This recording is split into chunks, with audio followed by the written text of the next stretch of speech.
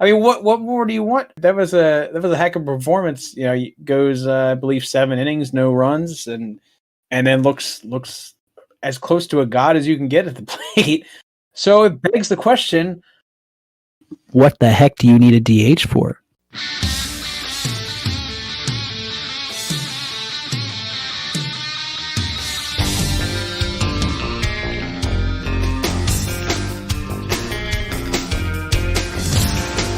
Well, welcome back, everyone, for the unexpected episode 2 of I called it Another Phillies Podcast. I didn't mean for that to be the name, but I guess that's the name now. So welcome to episode 2.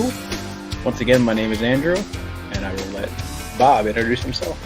Hi, I'm Bob. Rave reviews, Andrew. We're getting rave reviews. My dog, he loved it. I mean, that's what's most important, is getting the canines involved and getting them to enjoy the show, and then that's how you get the humans in. Yeah, I lied. She hated it. Wow. Yeah. Well, she hated it. Well, I call my dog a he too.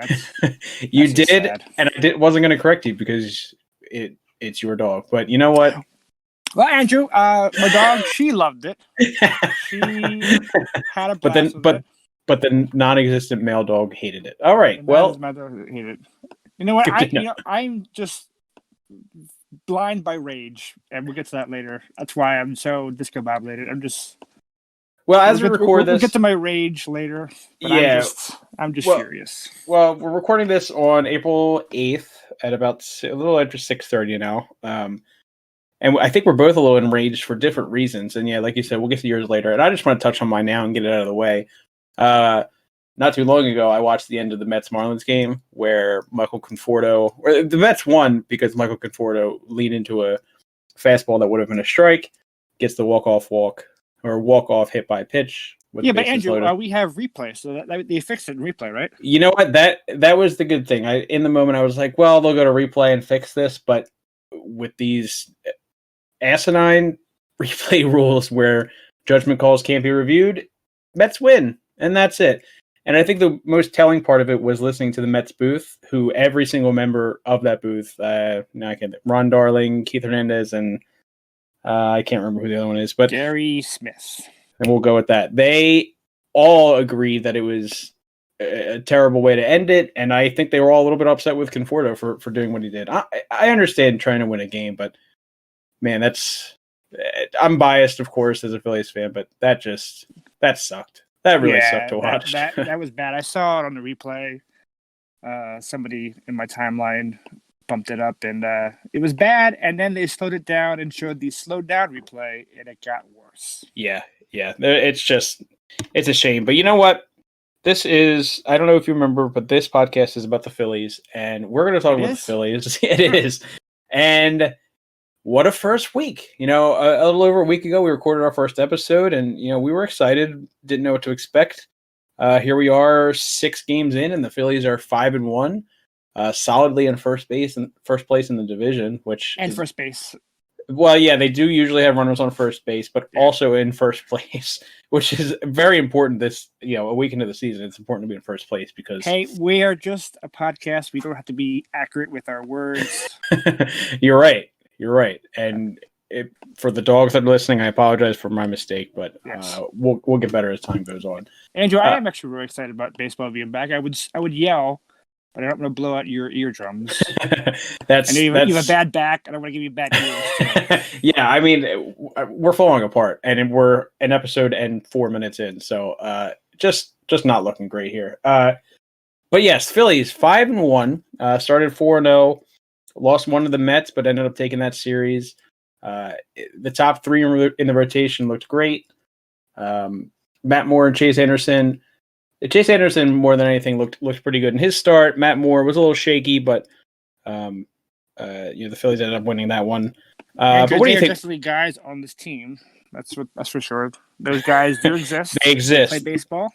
Yeah, but you know what? And not to get too into it, Chase Anderson, he's had a few good years on record, and if he's going to go out and give you 5 innings, 6 innings of 2, 3, 4 run ball every fifth start as your fifth starter, I am totally on board with that. I am okay with him in that spot. Matt Moore, we'll see as time goes on. We'll see Was that just first game jitters? Is it a hint of things to come? Is it going to be a bad experiment? We'll see. Yeah, so I was super excited about baseball being back, especially fans being back. One of them, Andrew, how was it? Yeah, I was really fortunate. I got to go to 2 games, one opening day, and then, of course, I got to see the loss to the Mets, which it is. So it's your fault. I'll take responsibility. That's fine. At 5-1, one loss, that's fine. I'll take the one loss on my back. So it, it was good. I liked that everybody was spaced out. I liked that I didn't have some stranger, on top of me watching the game. Which, when the games are when the team's doing well, sometimes you can ignore that. But for the first time back, it was nice to have that space. Got to be there. I was there both games. My girlfriend was there. Opening day, my mom was there, and it was nice to go with them and go see the game and just enjoy a good team and just seeing baseball again. It was just a great experience. It sounded good on TV. Mm-hmm. Did it sound like authentic noise? Did it sound like they pumped in any extra noise? No, not at all. Not at all. No, that was 100%. It was and it's funny. There were points, they put up the graphics that say, make noise or get loud, whatever it says. And sometimes it didn't work. I don't know if it was because there was such a low capacity that people weren't realizing that it said it, but it felt like it took a while for people to realize that those signs were up there and to actually, get excited and make noise. But no, those signs are super accurate. My friends loved them. They love cheering for them when they come on the screen. Oh, I love the ones that judge the loudness of the stadium. Like I said, it's completely accurate. Yeah, it's completely accurate. It does accurately judge the noise. Yeah, absolutely. If you're in an empty stadium, it totally is it's nothing. It's no bar at all. But yeah, it was. It felt like a totally authentic experience. I don't think they pumped in anything, and we'll get there as the season goes on. They'll add more and more fans. They already bumped it up 5%.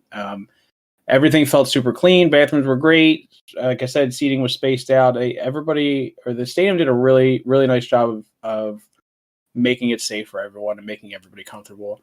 My one issue was, and I guess it's not really a stadium problem as much as it is a state problem or a city. I'm not sure who enforces it, but when I went to buy a beer, you have to buy food with it, and they required you to buy either a pretzel or a hot dog. And I get it because I know it was like I said, I forget if it's state or if it's a Philadelphia city rule, but I understand it from that perspective. But I would have liked to have seen them kind of make them like dollar dog nights and be like, here, just spend $1 on the hot dog rather than having to spend an extra $5.50 on food on top of the beer that's already expensive. But it is what it is. With lower amount of fans, they're trying to make back as much money as they can. I get it, but that would be a good idea if they did like a $1 dog night, every night they were there. Just like $1 pretzel night, $1 dog night, $1 whatever burger night. Yeah, and the other issue, and again, it's hard on opening day, but they ran out of hot dogs by like the 4th inning on the stand behind our seats. Wow. So that was all around. It was a little annoying, but the Phillies walked it off, and that was okay. So, so let's dive into the games themselves a little bit. We hit on it earlier. The top of the rotation, those first 3 games against the Braves, you had Nola, Wheeler, and Eflin all looked very solid in their starts. Anything in particular that stood out for you between the 3 of them? Anything that kind of caught your eye? Well, a couple of things. One, my boy Zach Eflin talked about last time. I'm really pumped for him this year. I think he's gonna have a breakout season and do really well for him. He went 7 innings, only allowed 4 hits, 1 run, 8 strikeouts. Love what I saw from him. Zach Wheeler, he's the ace, right? Noah is the ace because he's been here a while, but Wheeler's the ace, right? Yeah, that's a great point because it's funny talking to my girlfriend who's she knows baseball, but getting more into it as she watches the game with me and my more knowledge of baseball than anybody should have. But she asked me, well, if Zach Wheeler pitched like that, why isn't he playing every day, or why isn't he the number 1 guy? And it's like, well, yeah, but what you just said is right. Nola is Nola's the guy. He's been here for, however many years they drafted him. That, he's the homegrown guy. I think for as long as Nola and Wheeler are your top two, it's always going to be that order, Nola, Wheeler. But there is absolutely a case to be made for Wheeler to be the number, especially because Nola. Now it's not fair because we haven't seen Wheeler's second start, but Nola, you saw it in yesterday's start. He does have his games where it's like, wow, where did he go? What happened? And I think Nola is a little more inconsistent than Wheeler is. So, if you're drafting a team, I probably take Wheeler first. Yeah. I it's a good issue for the Phillies to have. Like, Nola isn't bad by any means. He's no. He's second or third starter on most teams. Yeah, and he's an ace. I think he's an ace on a good amount of the league. So it's just like, hey, I'd rather have this argument than the argument we were having years ago. Where it's like, we can get maybe one good guy in the rotation. yeah. When we had to bring in Aaron Harang, remember those years? Oh. That was but yeah, it all three of them in that first time through looked great against the Braves lineup. They struggled, of course, but they're known for, I think they held Freddie Freeman, Ronald Acuna, and Marcell Ozuna to 2 hits between the three of them, and both those hits were Acuna. So yeah, it's 3 out of 5 days, if you're throwing one of those guys out, you're going to win, more times than not. So yeah. I feel pretty comfortable, and with the offense who started to heat up last night, with guys like Chase and Matt Moore as your 4 and 5 guys, if they can keep you in the games like they have been, and that offense heats up, I like this rotation, even though the back end is a little shaky. Yeah, well, it's funny. I guess a little peek behind the curtain here. We share notes about what we want to talk about on these episodes, and the one thing you had mentioned before yesterday's game was talking about, the offense being quiet and if that was a concern. And then, yesterday they showed up and kind of dispelled any worry there. But it is, I think, worth noting that the offense was quiet and yet we're able to win 4 out of those first 5 games. And I think that's a sign of a pretty strong team when one side of the team struggles like that. In this case, I wouldn't even call it struggle, but weren't as potent as they should be. The pitching can step up and keep them in the game. And that's going to be something that probably reverses in the future, where the Phillies are scoring 8-10 runs a game and the pitching is giving up, 6-7 runs a game. And it's just, it's a balance, and being able to kind of rely on one way or the other gets you into the playoffs, hopefully.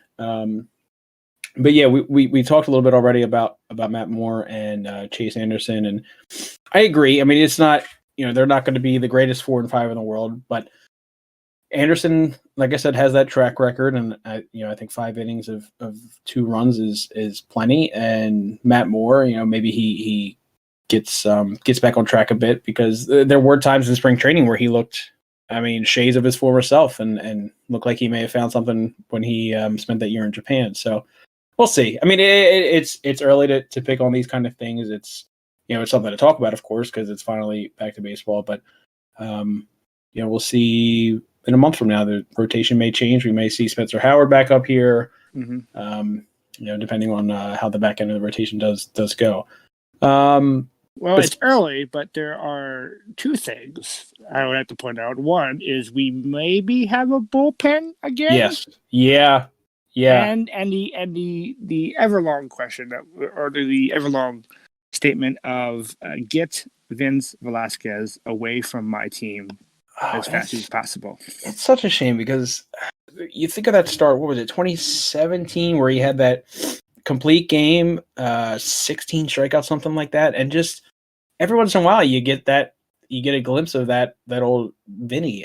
But yeah, I think it was 2016, but yeah, it was like, and then you saw the flash in the first part where he came in, he struck out the side, and okay, all right, and then Vince Velasquez came in, and I was shocked he stayed in the game that long. He was just not looking great. Oh, and another thing, the 3-batter rule, I still hate. I still hate the 3-batter rule. I want that gone. That's not baseball. Get that out of here. I'm not a fan of that. I don't. Yeah, I think it's still a part of their attempt to speed up the game, which you're trying to bring in I guess a younger fan base or a new fan base. To me, that's not the way to do it. But what do I know? I'm not running Major League Baseball, but I don't think throwing in gimmicks like that. You want to also talk about the extra inning rule where the guy starts on second, or the doubleheader rule where hate it. Yep, and when the doubleheader where both games are 7 innings, all of it's just it feels like a gimmick. Like you said, it's not real baseball, and it stinks because already so many times this year with the that extra inning rule, and the Phillies took advantage of it on opening day where that reliever comes in for that 10th inning, 11th inning, whatever it is, and has a 1-2-3 inning, but loses because you've already got a guy on second and of no fault of their own, and you're walking off the field with a loss because you pitched well. I mean, it's just I don't think it's a good look. You're sacrificing. You're trying to bring in this new audience, but you're sacrificing the integrity of the game. And no, I'm even though the Phillies took advantage of it, I'm not a fan of how that's going. But to get back to the bullpen, I like a lot of these guys. And then the day after Vince exploded, I was reminded that we still have David Hale on this team. Just a joy to watch him pitch. I rather would watch paint dry than David Hale or Vince Velasquez pitch ever again. But I mean, Connor Brogdon, like him a lot. Mm-hmm. Jose Alvarado, everybody loves the fastball. Mm-hmm. Now, we're a week in now. We talked about closer last week. Do you like it so far? Do you like Hector being that guy, or do you see anything out of anybody else where you Hector gets a bad rap, and people here he's very polarizing. The opinions on Hector Neris, people hate him or they mildly dislike them. And I'm actually he is a serviceable pitcher. Is he the ideal closer? No. But is he a guy who can be serviceable in a bullpen? Yes. And in this role, he's a closer. I will point out, in odd number years, he has a better stats. But this year, odd number. Just saying. But no, I mean, I think in the future, what the Phillies would like to do, I think, is in the future either have Brogdon or someone like Alvarado or Coonrod maybe be the closer in the future. Mm-hmm. Probably more of a Brogdon guy. But so far it's working, and don't mess with it right now. I like the way besides keeping Vincent too long, I like the way Joe's been handling the pen. So far so good. Mm-hmm. But you didn't have to go much better to be better than last year's bullpen. Yeah, well, again, something we touched on last week. Just the fact that there were names that we recognized in the bullpen was just automatically a sign that things are going to be better. And to kind of touch on the closer thing one more time before we move on, I agree. Hector hasn't done anything to make me think he shouldn't be there.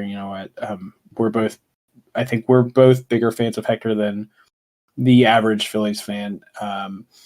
That said, if Jose Alvarado can ever get his control in order and be more consistent with strikes, I mean, my God, how can you find a better closer? I mean, coming in, throwing 100, 101, and just... Matt Klentak must be furious in his closet office.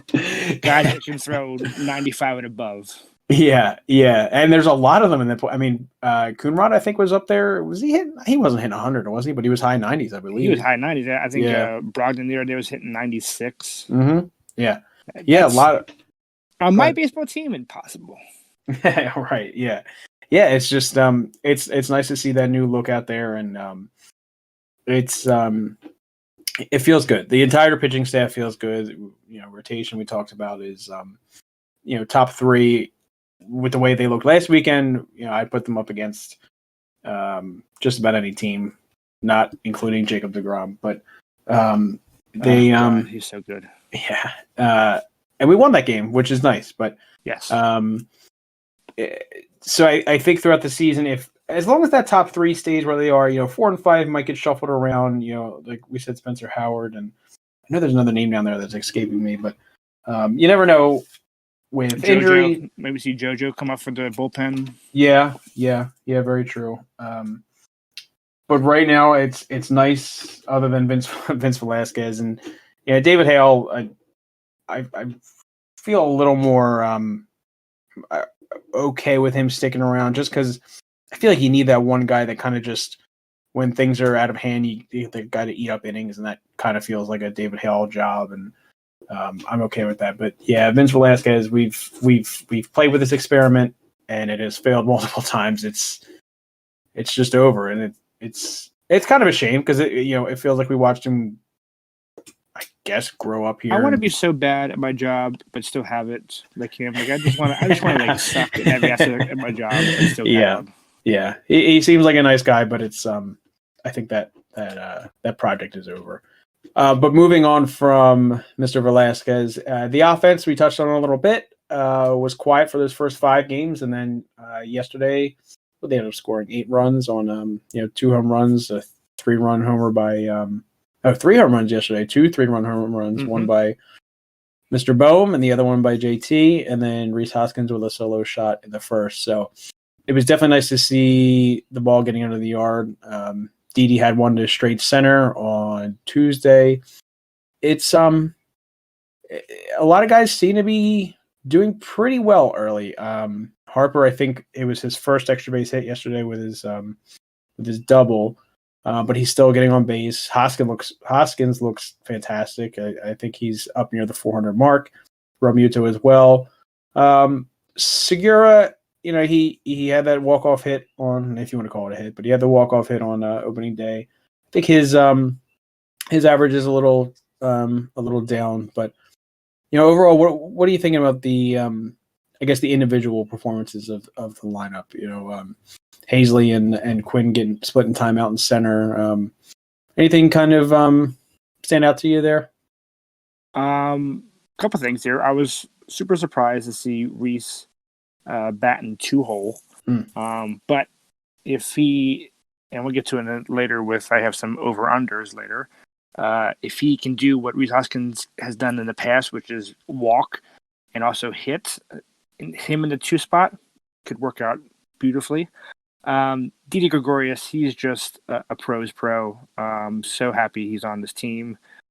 2 guys that, like, Didi and Andrew McCutcheon are 2 guys that I wish were on this team longer than they have been. Because just great guys, seeing the great guys off the field, and just absolute pros in a team. Alec Boehm, that was a bomb he hit the other day, and I can't wait to watch him do that for the next 10 years. I really have high hopes for him in his career. I think he's going to be a 30 home run guy in the future.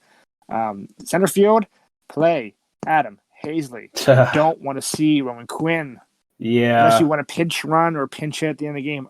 I'm tired of him. I don't like watching dead at bats.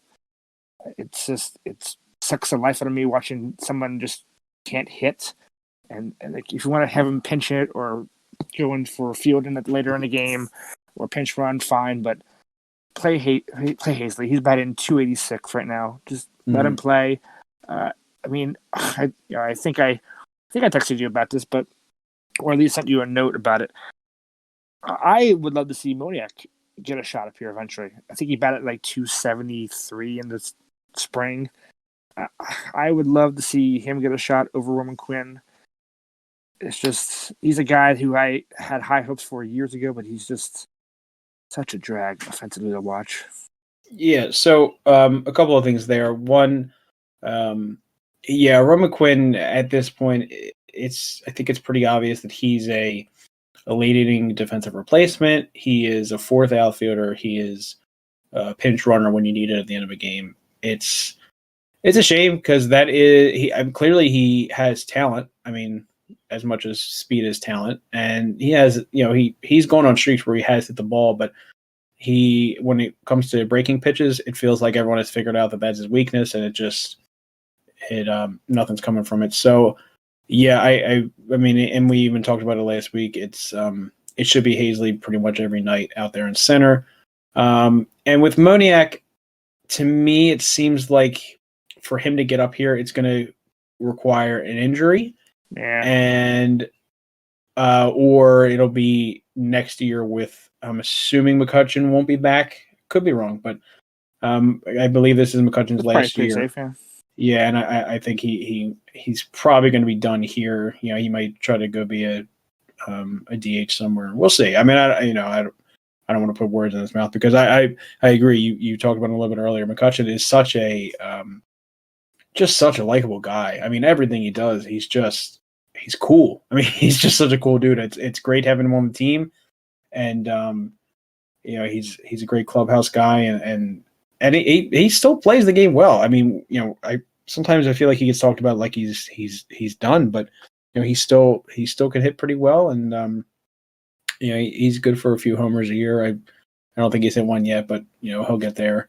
But I do think that he'll probably be gone after this year, and we'll see. You know, there's a chance we see Moniak out there, or maybe in left, maybe in center. You know, we'll see a year from now. Also, we're on Bryce Harper home run watch. I did not think we'd be 6 games into a season without a Harper home run. I think Wonderful. the latest he's gone is 14 games. I think that was his rookie year. He's gone 14 games without hitting a home run. So recently, it's been like opening day or like third or fourth game in that he's hit a home run. Yeah, well, what's wonderful about that is it gives the people who like to talk smack on Harper another reason to try to downplay his abilities. But and yeah, we could talk about, I think twice already he's been thrown out trying to take the extra base. But yeah, I while it sucks in the moment, I think he's done it enough and gotten that extra base where it's like, okay, you take the bad with the good. I mean, to see a player putting that kind of not aggression, but just putting that effort in and trying to take that extra base rather than slowing up, and you know, he could just as easily be turning doubles into singles and you know, being lazy, but we're seeing him put the effort in, and clearly he wants to win, and clearly he likes playing for this team. So I am okay with it. I'm okay with some of the things that have happened. I know one was the one that bugs me is actually Reese Hoskins trying to go from second to third. Give a triple. That won't happen anymore. Yeah, Hoskins doesn't quite have the speed that Harper does. At least, you know, Harper has the speed to back up his his aggressive base running there. And because we haven't really talked about him too much, but I think it at least deserves a mention is the bench guys. You know, Matt Joyce, Brad Miller, Andrew Knapp had the team's first home run this year. If you had that in the pool, congratulations. Yeah. I think that was on Sunday he hit that. And Matt Joyce, I probably only remember this because I was sitting behind him in the game he started, but he had a great catch out in left on Tuesday night against the Mets, and yeah, he looked pretty serviceable. I don't remember how he did at the plate. I think he had a hit, but he did not. He went I think 0 for 2 that night. Well, I was just trying to trick the people here, Bob, and but yeah, I still I like Matt Joyce. I think he's a solid bench piece. Brad Miller, I know, did not look great in that game, but again, we know his past, and I think he did pretty well for the Cardinals last year. So again, him as well, I think we'll be okay with. Brad back in fold. Brad, yeah.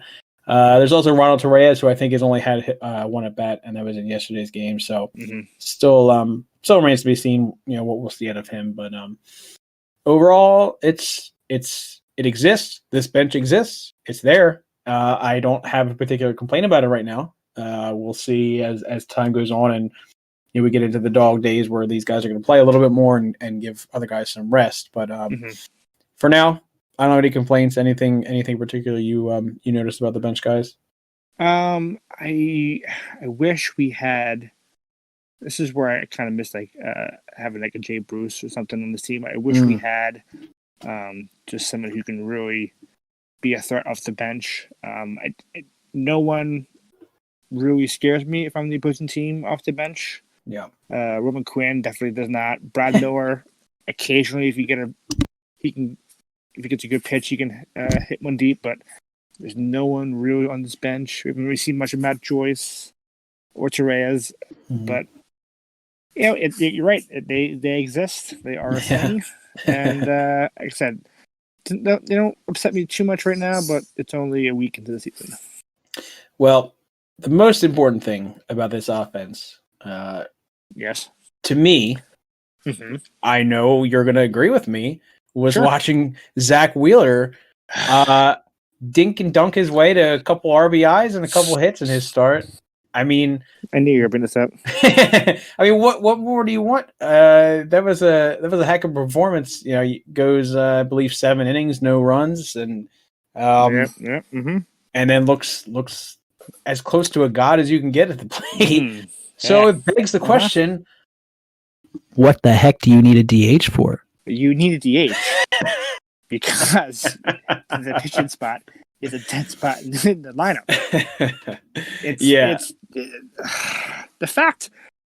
I watched that game and I'm thinking. I thought about you because we've had these arguments. Hold on, before you get too deep, I just wanted to note for everyone listening, I'm going to mute my microphone because I know Bob's going to want to talk here for a solid 5 minutes. And I'm going to listen, but I'm going to let him go. You know what? We've had these conversations over and over. The DH makes so much more fun. What do people like? Offense. What does the pitching spot most likely give you? Nothing. Nothing but strikeouts. If you like the sacrifice bunts, good for you. All right? Way to go. You know what I love? A good rally that's ended because Aaron Noah's at the bat. That's what I love. You're trying to score runs. You're trying to win a game. And Aaron Noah's at the bat with 2 outs. What you going to do? You're going to pop up to the freaking Freddie Freeman or somebody. It's just... I hope when this negotiations happen this winter that they bring back the DH because I want you to see the side. I want you to come to the dark side. I was once an NL guy, and I loved the play. And oh, it's cool. You get the double switch, and it pings. No, forget that. No, it's offense. I want to win. I want to see home runs. I don't want to see Zach Eflin trying to hit a single. Okay, I don't. I want to see someone like Jay Bruce or anybody who can actually hit. It's just I can go longer, but then it will be the Bob Hates DH podcast. And Bob loves the DH podcast. Yes. I'm so. You're flustered. I understand. Yes, I understand. When you're flustered, it's hard to make your point. I will say this because the last time we talked about the DH was probably in person in the back kitchen of the Diamond Club, and that was before last season. I will admit that the DH having the DH all year last year softened my stance a bit. There we go. See, and then seeing Zach Wheeler on that performance reminded me how fun it is when a pitcher pitcher competes on both sides of the ball. It's not Andrew. I understand the argument of, because Nola, actually anybody but Wheeler, it seems like, isn't a particular hitter on this team. And Wheeler, he had a good game. He's not Babe Ruth. No. Well, he might as well be the Babe Ruth of pitchers. Andrew. No, I get the argument. I think one of the things I like most about the DH is I like that there is the delineation between the American and the National League. I like that there's a bit of a difference and keep them unique. And it changes the managerial style. It changes up how you have to focus on the game. And I think in the National League, when you have to deal with things like that, it to me it's harder to be a National League manager. And if you can succeed in the National League, then I think that proves more of your worth as a manager. Are you a manager in the National League? Well, I didn't want to tell you this. I didn't want to tell you this, but my other people know me as Don Mattingly. And oh my God, you were pissed today. You were so pissed. Sorry about that. I am not currently a manager in the National League. If we play this, then why do you care? Because I think it adds something to the game. Now, okay, from a casual viewer, yes. Again, I keep bringing her up, but I think of my girlfriend. She couldn't give less of a shit about how these games are managed. From that standpoint, because she is a smart person, and the average fan is not going to care about how the games are managed. I look too deeply into baseball and I care too much, and these sort of things excite me. And I like seeing the strategy of the double switch and seeing how you handle the pitching spot coming up. And I know that the time is limited, and this will probably be the last year of pitchers hitting because I'm pretty sure the CBA is up this year, and they'll be switching over to Andrew, the crowd's going wild. Yeah, they're probably doing the wave too, which is another stupid thing, but we'll save that. The wave. Well, we'll save do that. The wave. Everybody do the wave. Well, listen at home, I gave you the DH discussion this time. We'll talk wave another time, but what Andrew really hates is when DHs get together and do the wave together. Yeah, and they tried to say that hot dog isn't a sandwich. Yeah, come on. You're going to fight. All right, let's put a pin in the DH discussion because there are a couple of things we want to get to. But yeah, I do agree that I think next year, if there is a season next year, who knows how long negotiations will take. But the next time we see an opening day, I think every team will have a DH. And while I'm fired up, let's just get to why I'm mad today, and why I'm so flustered, and why I'm so amped up today, and I can't talk right. Let's just get to that, Andrew. How would we say that? Let's move on. Let's get to it. Let's spill the beans a bit here. Did you see the god dang ESPN power rankings? I saw the headline and I did not click because I wanted a fresh reaction live on this podcast. So why don't you fill me in here on what's bugging you? Okay, what's bugging Bob? It's our new little segment of the show. What's bugging Bob? Oh, we need a jingle. What's bugging Bob? Hey. Oh, sorry. I thought you were going to keep going. Sorry. Didn't have a song written. What's bugging Bob is the ESPN power rankings, and then later on, I went to the CBS power rankings, just as bad. So number one for ESPN power rankings is the Los Angeles Dodgers. Fine, cool. Okay. Former champs. Yeah. Like I said last time, best team in baseball right now. Mm-hmm. The best team in baseball, I think, it's obvious. Mm-hmm. To the Yankees. Okay. Mm-hmm. They're 3-3 right now.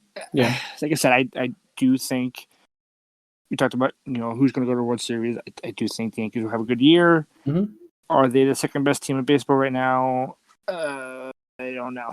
I don't know about that, but sure, why not? 3, the Padres. Okay, I'm okay with that. 4-3 record right now.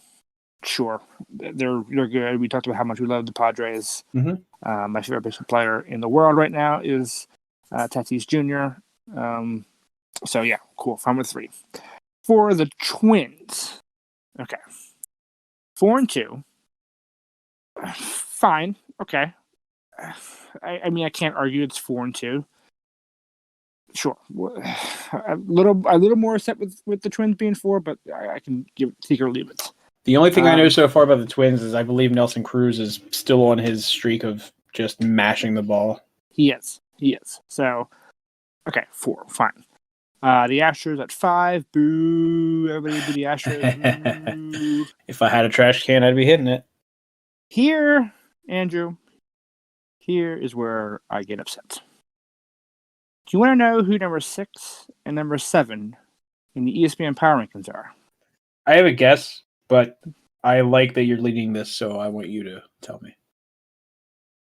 The number 16 on the ESPN power rankings, after only playing 3 games, which they've lost 2 of them. This came out before the game today. Is the New York Metropolitans. Well, now I am a little shocked because I thought for sure that the baseball team in Atlanta would be number 6 here. But yeah, how do you do they have a rationale? Did they put any reasoning for that? I mean, it's just the DeGrom fan club, which is great. I understand which they lost that game. Yes, to the Phillies. They did. I mean, they probably would have won if it was June. DeGrom pitched more than 7 pitches, whatever. Yeah, they lost, and they had a losing record up until today, which are now 500. And today's win doesn't count. No, they're cheats, and we hate them. Number 7. Speaking of that team from Atlanta, it's the Braves at number 7 with a 2-4 record. And 0-4 before yesterday. Yes, yeah. I mean, yeah, okay. Freddie Freeman, great, but didn't have a hit in the first 3 games. No, they are. Who's in first place in the East, Andrew? I believe it's the Philadelphia Athletics. It is. It's for the Athletics. They came back.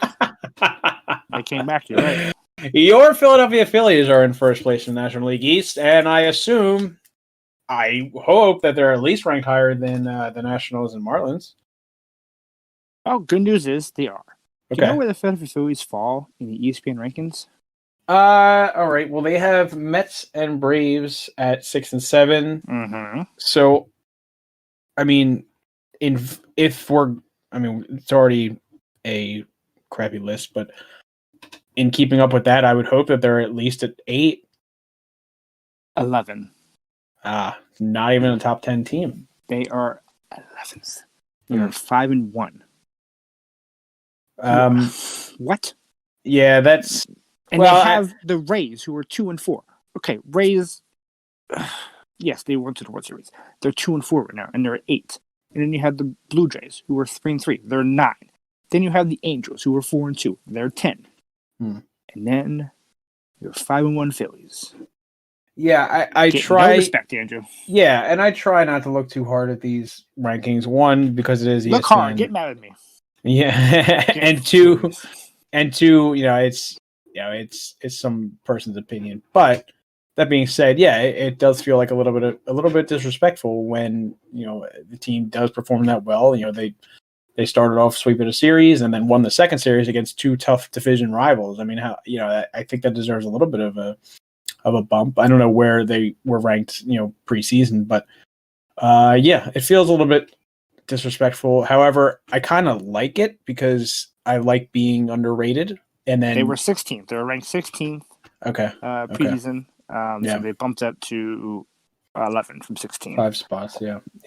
I kind of like it a little bit. I know that's not going well with your anger here, but I like that they're looked down on in a sense. I like that. I get it, like the underdog.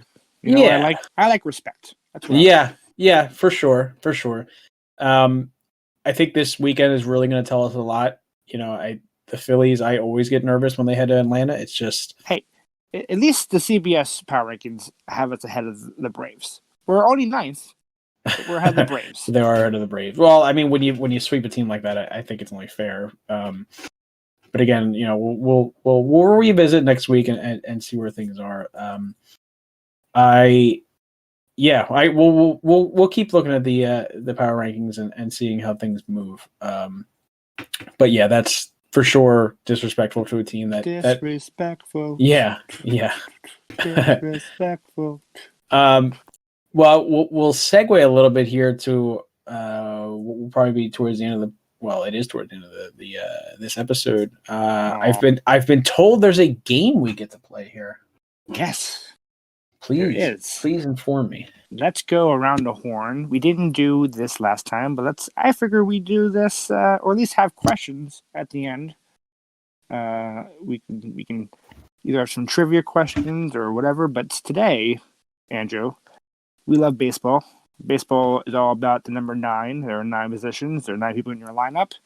So I have 9 over and under questions for your Philadelphia Phillies.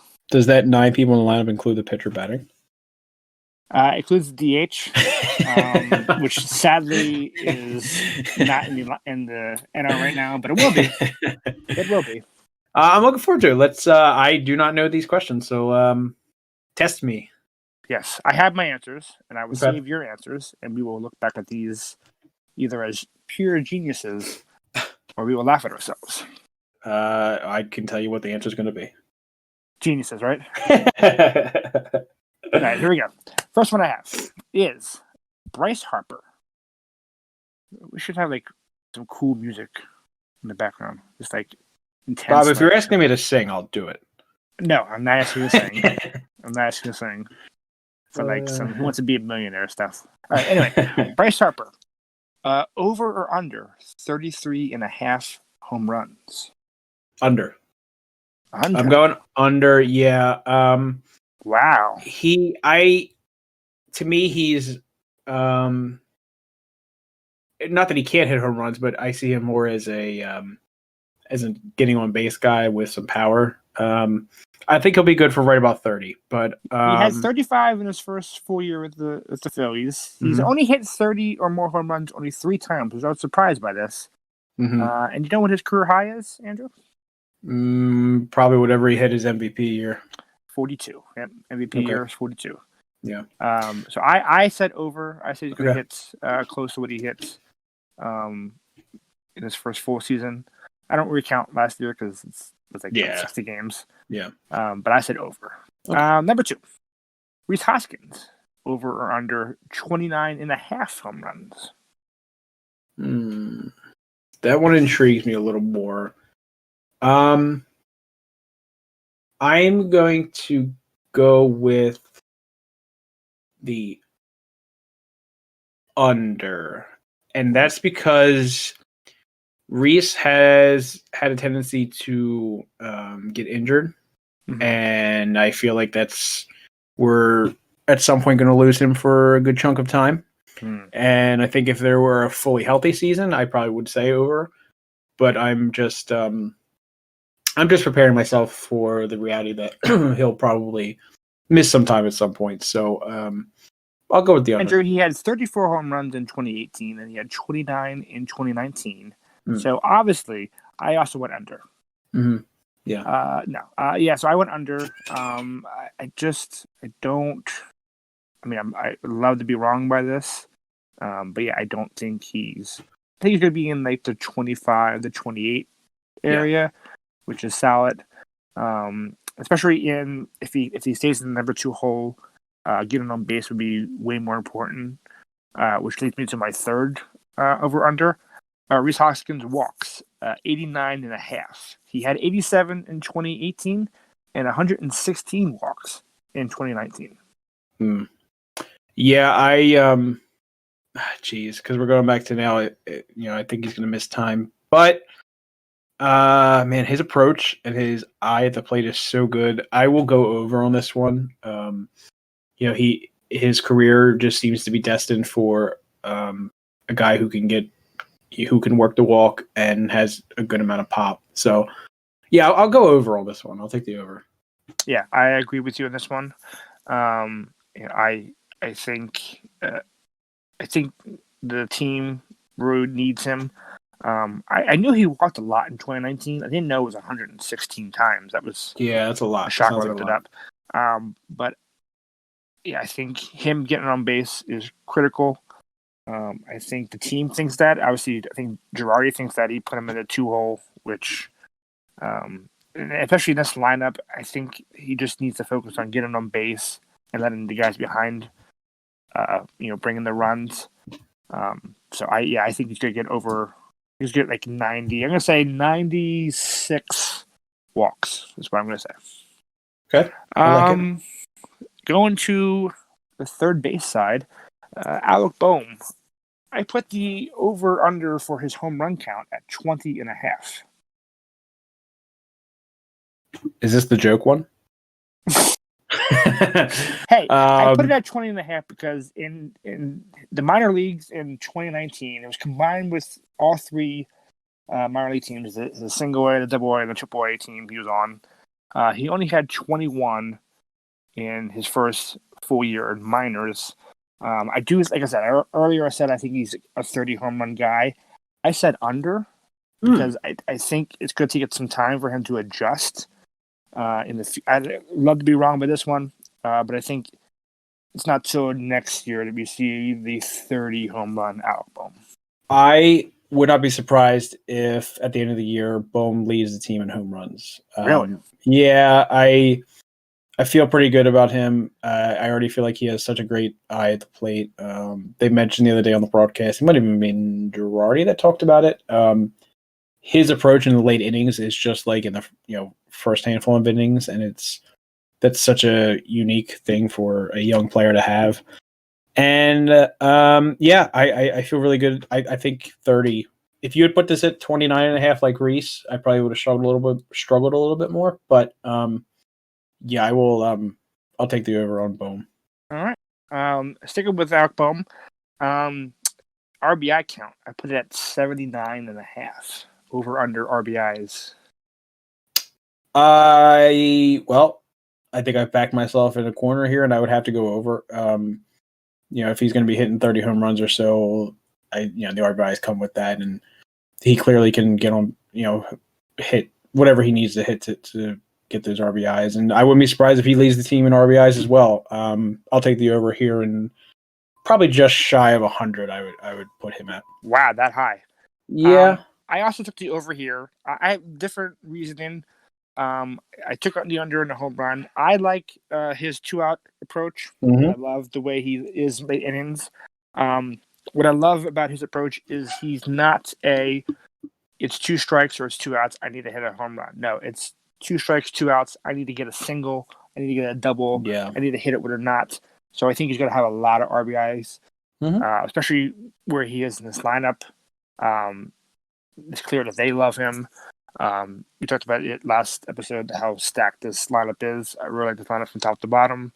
So I don't think he's going to hit as many home runs because he's going to have to work through learning the pitchers around the league still. But I do think he's going to have, because of his approach is so good, he'll have well over 80 RBIs. Okay. Next one is JT Realmuto. I put his RBI count over under at 89.5. With the Phillies in 2019, he had 83 RBIs, just for reference, which was a career high. His career high was 83 RBIs in 2019. This is Realmuto, you said, right? Realmuto, yes. Mm-hmm. 83.5. 89.5 is the over-under I put. Oh, okay. I will take the under. Ooh. Not by much. He'll probably be mid-80s, but I'm gonna go under. And trying to come up with rationale is hard because I know he is so good. I think it's just the nature of being the catcher. You're not going to play the full 162. Mm-hmm. So I think for that reason, I'd go under. Mm-hmm. But he's going to get close. I took the gamble and I said over. Mm-hmm. He had 83 in his first full year with the Phillies. I think this team is better. I think the lineup is better. I think he'll get more opportunities. I think he will crack 90. May not be in the high 90s, but I think he will get into the low 90s as far as RBIs, just because of how this team is built around him lineup-wise. Our next one is how to bring in my boy Zach Eflin. Last year was his best ERA in a weird season at 3.97. I put the over-under at his ERA at 3.75. Oh, goodness. Wow.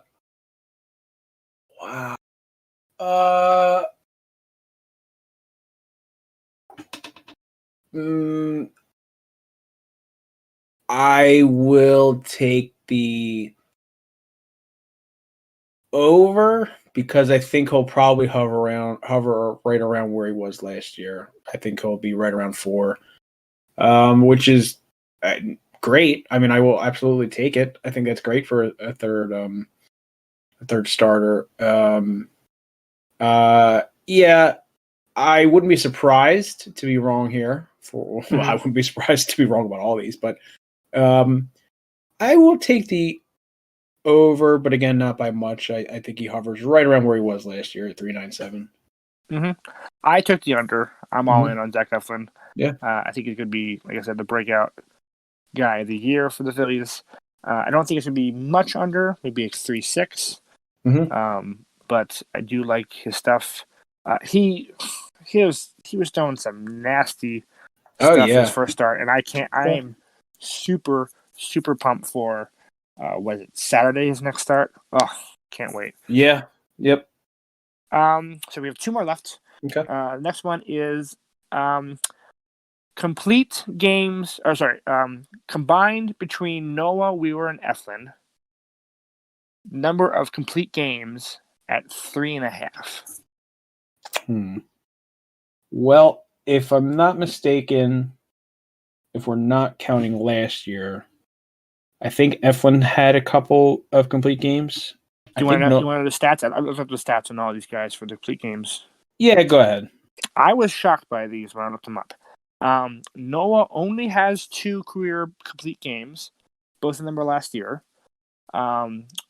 Wheeler only has 1 career complete game. That was back in 2014. Really? Yes. And Eflin leads them with Wheeler, 5 complete games. Yeah. 2 in 2016 when he first came up, his rookie year. 2 in 2019, and 1 last year. Okay. Which shocked me. Eflin, for some reason, I did remember he had a few, and the reason I was kind of shocked when you said Wheeler is because I thought you said Eflin. Wheeler, well, I guess I am a little shocked that Wheeler doesn't have as many and hasn't had one since 14. Yeah, okay. 3.5. I probably go the under only because that's just how baseball is nowadays, guys. And we don't have to get into the argument, but without the DH here, guys are going to get pulled earlier for whatever situation. So, yeah, I'll go the under. I wouldn't be surprised to see Eflin throw one. Nola usually is not terrific with his pitch count, and usually by the 7th or 8th, he's pretty high up there. Wheeler might throw one, but I think 2 would be the most that they get to. I went over. I went over on this one. I just think the combination of how good I think these guys are, plus how good their offense is around them. You saw even in the first starts how they were cruising, and they were pulled just because mainly it was their first starts and tax them. But I think here's my guess: they get to 4. 1 by Noah, 1 by Wheeler. I think Wheeler finally gets a complete game.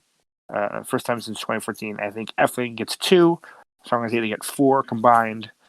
So just barely the over. And last but not least,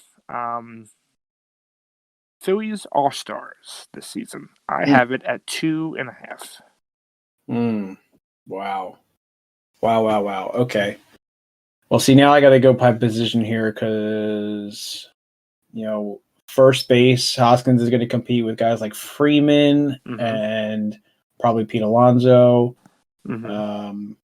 Hosmer out in San Diego.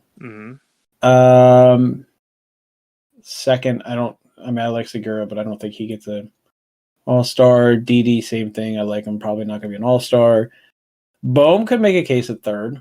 Trying to think of other third basemen in the league, but just a guy out in St. Louis. Yeah. Good point. Left field, McCutcheon probably wouldn't. Not center field. Harper might. Romuto might. And then you got the top 3 of the rotation. I will go with the slight over because I think they could get 3. I think you could see some combination of Harper, Romuto, Nola, Harper, Romuto, Wheeler. Heck, if Eflin, gets on a roll, it could be Eflin. And you could have a guy like if Neris or if someone else gets in that closer role soon and dominates, you can see one of them out there. I'll take the slight over at 3. I could have swore we're going to disagree on this one. I think we're going to take the under and be safe. I took the over as well. Yeah. I think Romuto is a lock. Best catcher in baseball. I think Wheeler's going to have a really good year, and he'll make an end. I think there's too many people on this team that have the chance to possibly make it. You have Bryce Harper. You have Nola and Eflin who can have great starts and get in. You have guys in the bullpen, like you said. We have guys like Neris and Archie Bradley who can get in. I wouldn't be surprised if even like a Connor Brogdon or something gets really hot and gets noticed around the league. Alec Boehm, there's not a whole lot of competition in third base. I know you have Arenado. I don't know. I can't try to think of any other great third baseman in the NL. There probably is one. Well, Pablo Sandoval in Atlanta, clearly. Oh, sure. Yeah.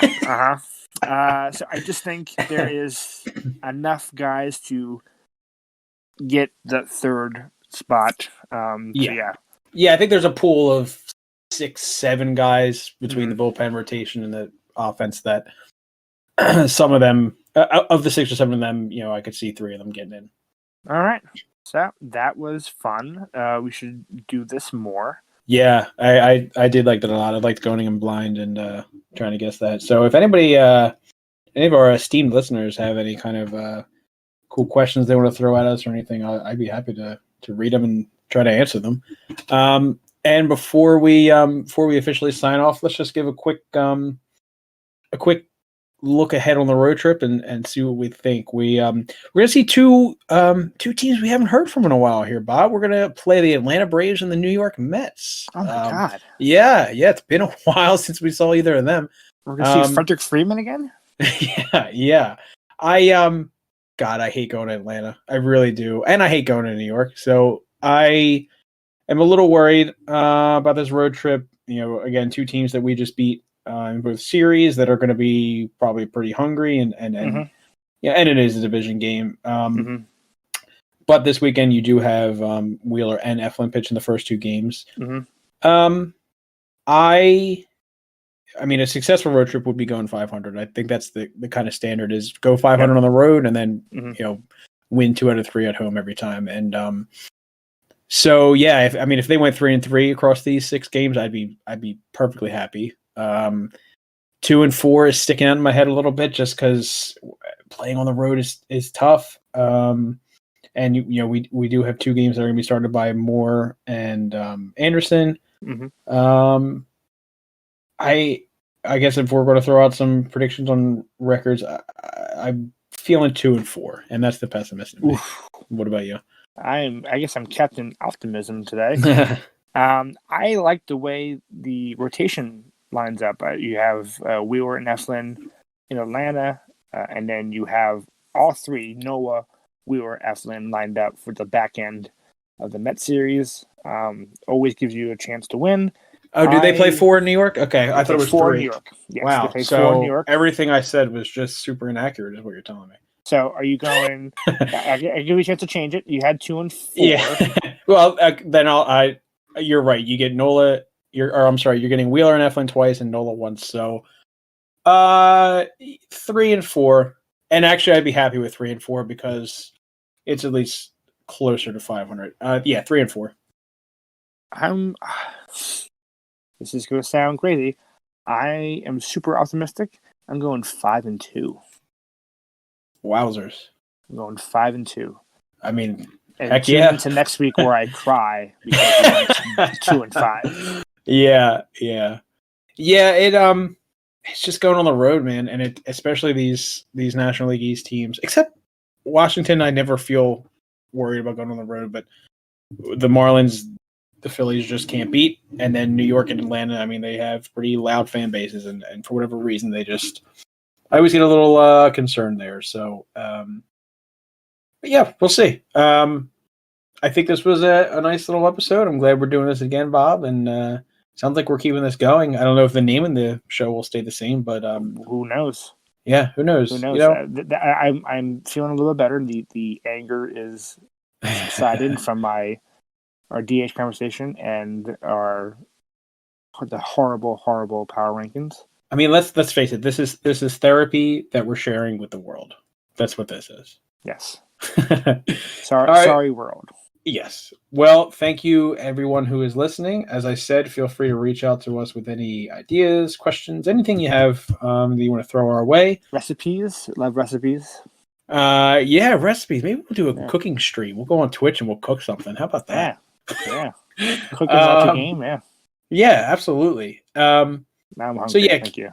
Keep an eye out on social media. I think we're gonna try to open up some accounts and get a way to interact with everybody that way. So thanks again, everyone. We'll be back. Tell your dogs. Yeah, absolutely. Get your dogs to listen. Don't tell Bob's male dog because he the fictional male dog. Luna, I'm sorry. I was just very bad. I was looking up to him. I literally just looked at him. You get me inside the show. Yeah. Thanks, everyone, and we'll be back next week. Goodbye.